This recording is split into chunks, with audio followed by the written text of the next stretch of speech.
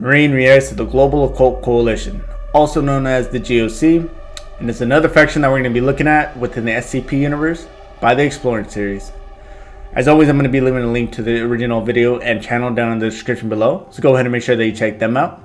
Real quick, I just want to make one little quick small announcement about the channel, is that as soon as I put out the Astartes video, which now I know is also Space Marine, that it's the same thing, according to what people have been telling me, that it just kind of intrigued me to try to search more in that universe.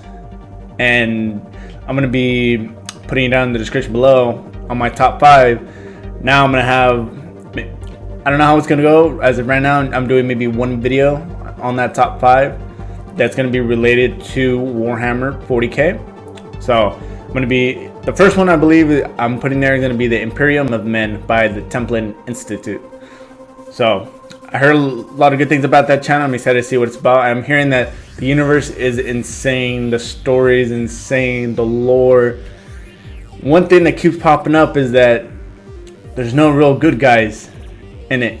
It just kind of depends on who you're like looking at from a standpoint. You could be a good guys to some, bad guys to others, and some people are probably just doing their own thing. I heard there's so many different races, so I'm really excited to start jumping into that universe as well. But going back to the SCP universe, the Global Occult Coalition. What little I do know about them is that they're one of the factions that is somewhat, it can rival the actual SCP Foundation. And there's believe in one of the videos where they actually, believe it was Site 13, what happened to Site 13, where the Global Occult Coalition actually ended up taking over the SCP Foundation, and then lots of crazy things ensued. From what else I do know about them is that they're more in the process of eliminating SCPs instead of containing them and trying to research them, learn more about them. I've also heard that they are also trying to use them if they can for whatever their own means can be, but that they're more evil-esque. But then again, you could argue that the SCP is also doing really bad things. For example, using D-class personnel as human guinea pigs, but just depends on how you want to see it, you know. But before we get into the actual SCP video, don't forget to like, subscribe. It really does help me out a lot. Hit that notification bell right there. That way you get notified every time I do upload. Sometimes uploading twice a day. Working on them typically in the mornings, releasing them in late afternoon, late evening. That way when you get off work, you enjoy these videos at your leisure. So, without further ado, let's go ahead and see what the Global Occult Coalition, or the GOC, is all about. The Global Occult Coalition. One of the most common questions people ask when discussing dangerous SCPs is, why doesn't the Foundation just destroy it? Pretty sure you've all heard me say that quite a few times. In some cases, it certainly seems like a good question, as it's strange that the Foundation would go to such lengths to contain something so dangerous when they could just kill or destroy it. If they can.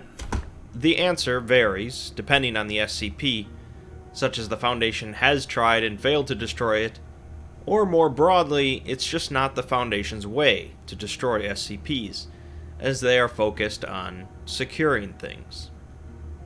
But what if there was a similar organization that didn't quite follow the same rules, and did want to destroy these dangerous anomalies?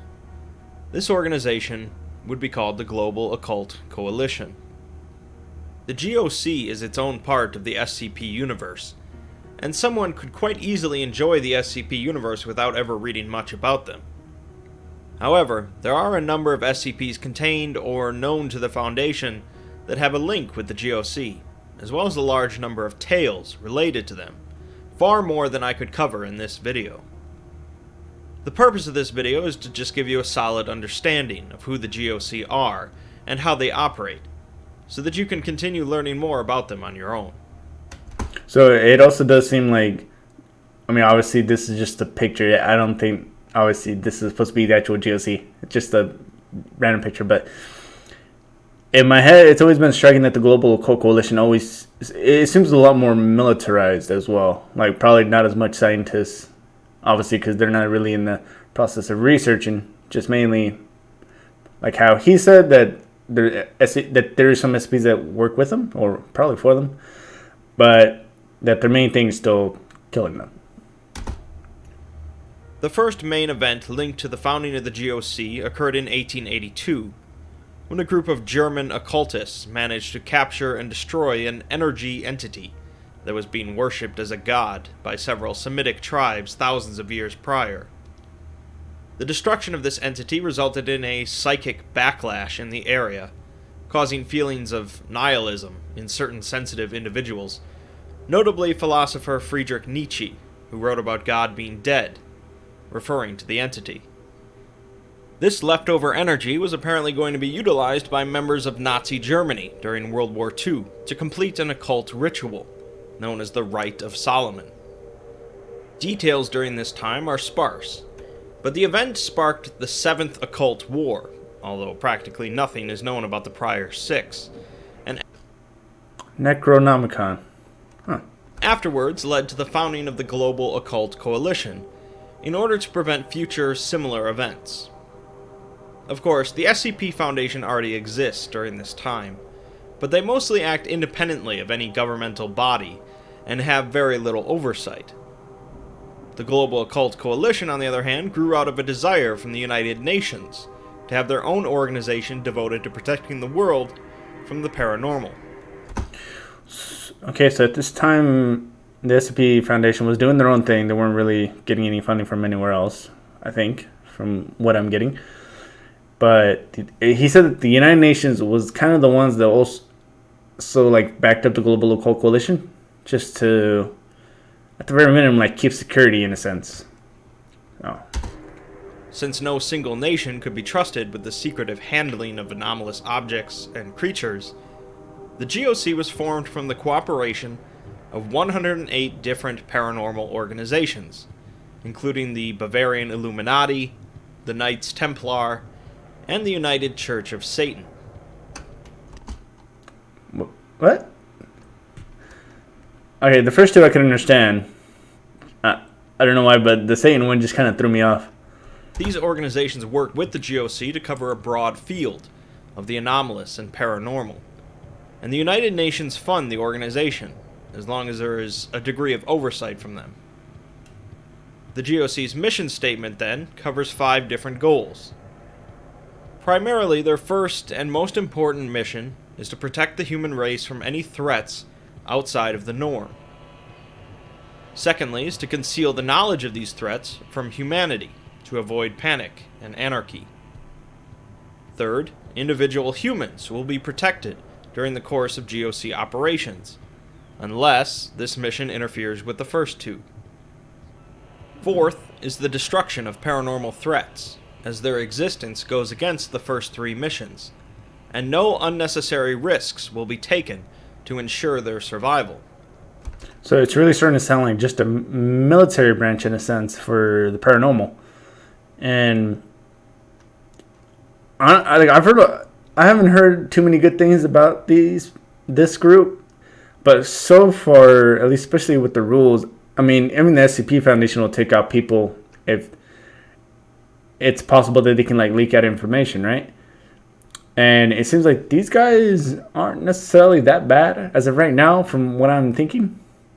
But it's probably more information as far as there's I'm sure there's videos that are kind of documenting cases or instances where they would have to go out on a mission and then they did some shady stuff. That's what I'm assuming, but I'm not sure. Finally, the 5th mission is education, as GOC make every effort to learn more about the paranormal, unless it goes against any of the earlier missions. It's pretty clear from these mission statements how much the GOC differ from the Foundation, but their logic and intent is sound. The GOC operates through 3 separate divisions: Physics, Psych, and Ptolemy. The Physics Division handle the actual investigation and capture or elimination of paranormal threats. The Psych Division focuses on diplomacy and observation, and Ptolemy is the Support Division, handling logistics, management, and research into the paranormal. GOC operatives mostly utilize technology and weaponry that is readily available to militaries and other organizations, so that it wouldn't cause any concern if lost in the field. But they do occasionally use tech that comes from paranormal research to better aid in eliminating anomalous threats. These advanced pieces of technology also include combat and infiltration suits that incorporate bullet-resistant nanofibers, augmented reality systems, cloaking devices, or even full-body exoskeletons. Field agents are fully prepared to tackle the various threats they might encounter, and are capable of taking down highly dangerous anomalies, such as those capable of regeneration, shape-shifting, or even bending reality. Despite this preparation, however, capturing and eliminating anomalous entities is no easy feat, and GOC operatives are fully aware how likely their deaths are. So far, everything seems fairly logical. A well-funded, well-trained organization that have spent decades investigating and eliminating paranormal threats. So why doesn't the SCP Foundation adopt a similar methodology? I'm assuming that maybe the GOC is probably, like I said, probably doing some shady stuff that people don't know about, or probably act in a way, because I would assume that not every country is in the United Nations, right? So it might be that they're only kind of one of those that they'll help only if it's like with the highest bidder, maybe. Like maybe it's very selective on what they do. But in the SCP Foundation, it seems like they'll literally go anywhere. So that might be a reason. I'm just guessing right off the back because it seems like he's in the tell us right now. But then again, it seems like the SCP Foundation tries to secure them, maybe because they have an ethics committee. But then again, would those apply to SCPs? Or is it dependent on the SCP as well? Because not all of them are dicks, like Abel, right? I mean, not Abel, Cain. To answer that, we'll have to look at a few specific examples, when the GOC especially messed things up. Likely the most relevant example is SCP-1609, a pile of wood splinters, nails, and scraps of fabric, currently contained by the SCP Foundation. Originally, 1609 was a large chair carved in the form of a reclining woman that would detect when anyone in an unknown radius around it needed to sit down and didn't have a comfortable seat nearby. The chair would then teleport to them and remain there until someone else needed a seat. This was the extent of its anomalous properties, but the GOC managed to capture it and send it through a wood chipper, as a teleporting chair could easily risk breaking the mission of secrecy held by the GOC. The destroyed chair killed a number of GOC personnel before suddenly appearing in an unused containment cell owned by the Foundation. SCP-1609 is now much more dangerous, and when reacting to specific stimuli, will become violent, teleporting portions of itself into the lungs of those who have angered it. I was about to say, how is this chair killing people? So it could transfer little things, little splinters in people's throats. Ugh. This quickly leads to death, at which point it will teleport back to its containment cell.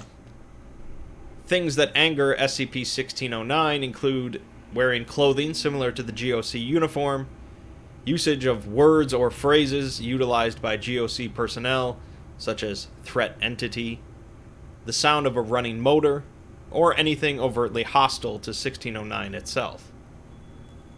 To counter this, the Foundation believes that 1609 prefers situations where it can be useful to humans, as it once did as a chair, and so they use the 1609 mass as mulch for a flower bed. Part of the containment procedures mention that anyone who visits the flower bed must remark on the beauty of the flowers and the quality of the mulch. The report for 1609 ends with a document from a Foundation doctor who explains that 1609 is a cautionary tale of the flaws inherent in the GOC's operating procedures. He summarizes how it's a perfect example of why the Foundation contains rather than destroys. Because for two reasons. One that I can see is that if you try to kill something and you mess up, like in this scenario, when they put it through the wood chipper, and that's why it was just like a pile of sticks or like little pieces of shredded up pieces of wood. They made it worse because now this SCP, who wasn't evil and just wanted to have people sit, that now it's teleporting little pieces of splinters in people's throats. So it seems like the global Occult Coalition might be very drastic and very not thinking about what could happen if they don't fully destroy something. So, yeah, well, I mean, I guess I only had one, but this would have been a very possibly specific moment. But I mean, if you do think about it, I don't think the SCP Foundation would have ever figured out that this chair could actually teleport little pieces into people's throats if the GOC didn't do this. So they technically learned a little more, but obviously I think they're trying to imply that the GOC is a little hot-headed in their way that they do things. But. And says that when you destroy something, you can't go back on your mistake. He concludes by saying that this is why the Foundation is right, and the GOC are wrong. Of course, it'd be odd for a Foundation employee to say differently.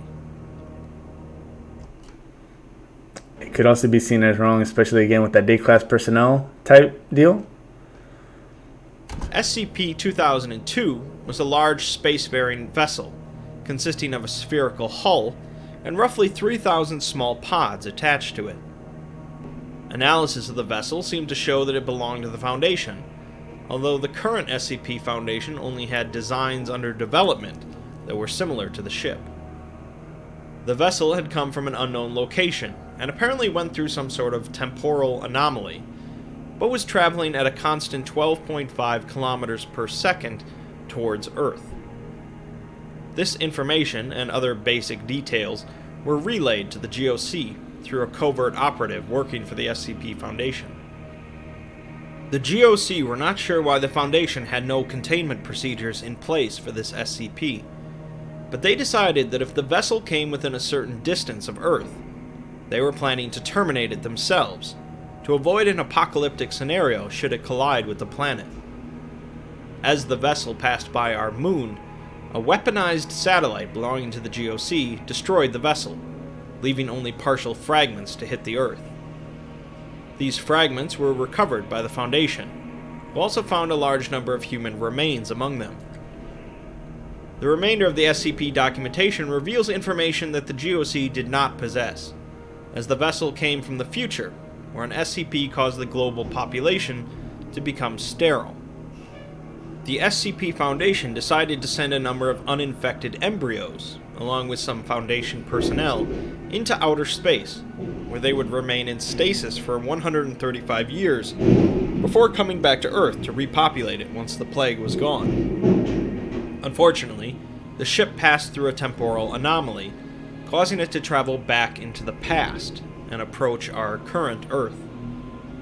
Ultimately, this anomaly caused their mission to fail, but this demonstrated that the GOC still operated with lethal decisions, without possessing all of the facts. That's true. I am curious to see how they knew this whole thing about...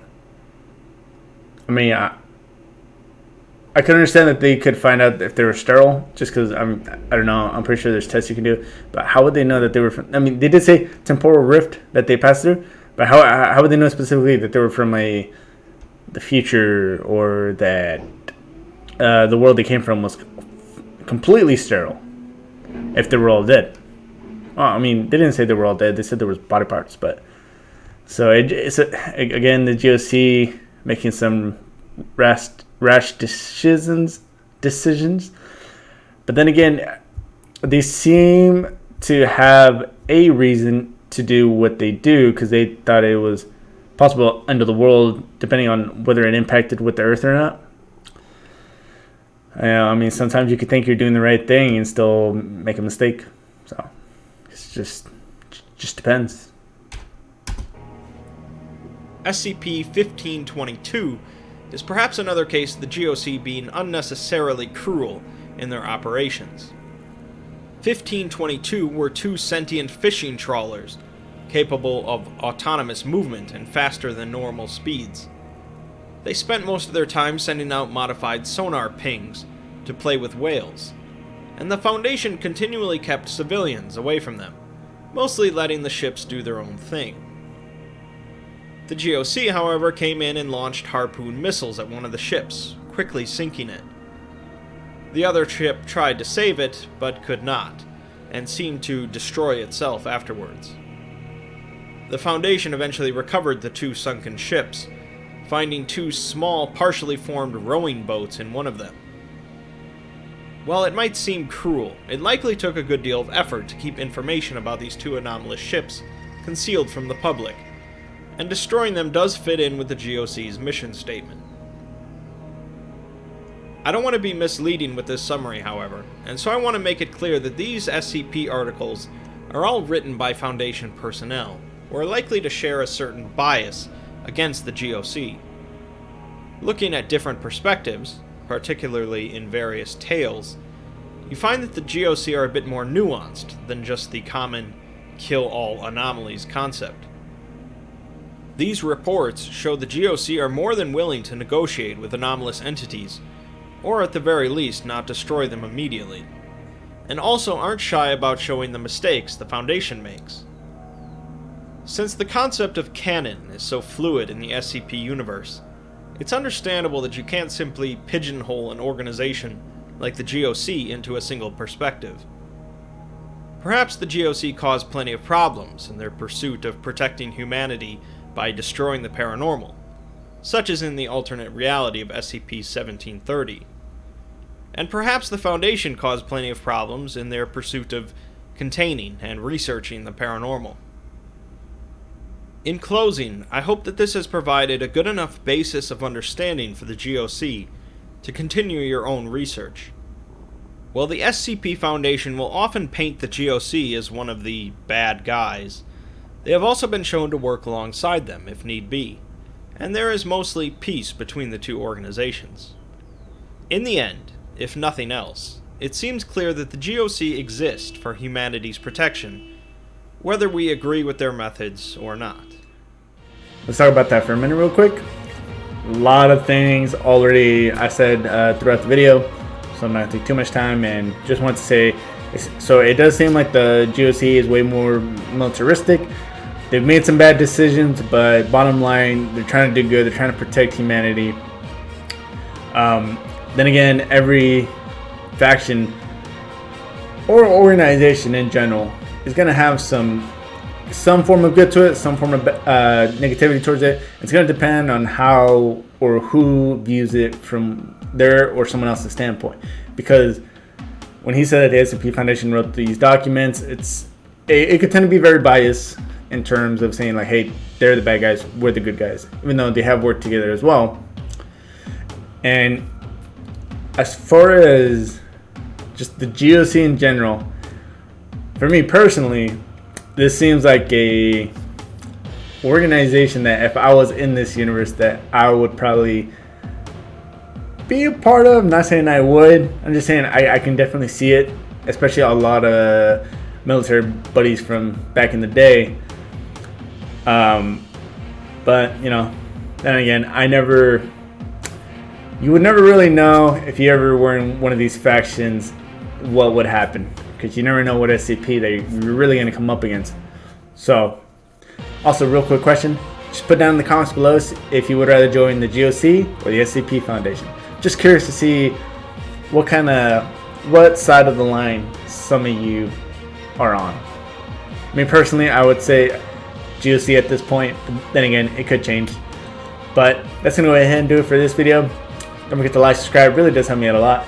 Hit that dislike button if you didn't like it. It helps me for the channel. If you're curious to see what's going to come next, to the description down below. You're going to see a list of 5 videos. Top to bottom, that's going to be how I react to them. But until then, I'll see you all in the next video. Bye.